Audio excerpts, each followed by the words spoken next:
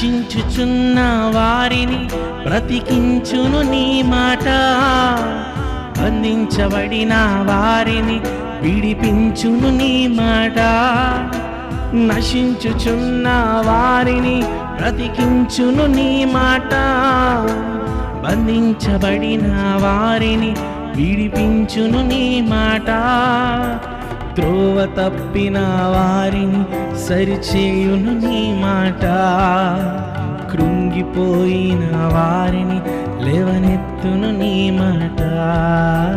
త్రోవ తప్పిన వారిని సరిచేయును నీ మాట, కృంగిపోయిన వారిని లేవనెత్తును నీ మాట. ఏది మారినా నీ మాట మారదయ్యా, ఏది అడిగినా నీ మాట జరుగునయ్యా.